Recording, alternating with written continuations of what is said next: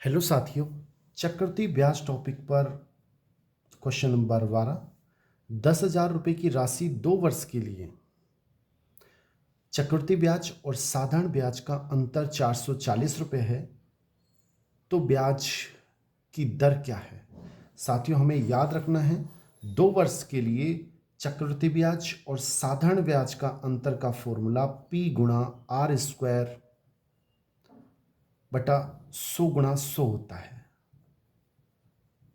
ये हमें याद रखना है। इसमें तीन चीज है टोटल, अंतर P और R, दो हमें देगा, एक निकलवाएगा।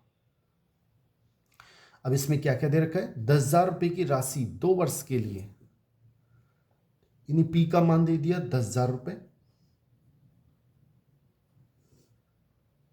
2 वर्ष के लिए। 2 वर्ष की बात चल रही है, ये फॉर्मूला होता है वो 2 वर्ष के लिए होता है, ये याद रखना है। किसके लिए वर्ष होता है? 2 वर्ष के लिए। जो अंतर होता है साधारण ब्याज का और चक्रवृद्धि ब्याज का, ये 2 वर्ष के लिए होता है फॉर्मूला, 3 वर्ष के लिए अलग है। और अंतर का मान हमें दे रखा है, एक अंतर दे दिया हमें 440 रुपये, और हमसे कह रहा है इसमें दर ज्ञात कीजिए। कैसे करेंगे? अंतर कितना है? 440 रुपये।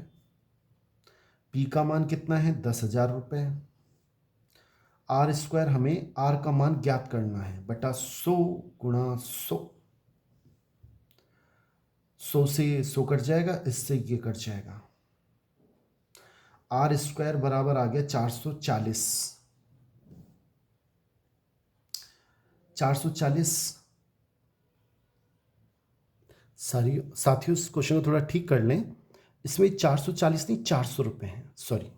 तो ये R स्क्वायर का मान 400 रुपये, हमें R का मान निकालना है। R का मतलब देखो, हम इसको लिख सकते हैं 20 का स्क्वायर 400 को, क्योंकि 20 गुणा 20 400 होते हैं।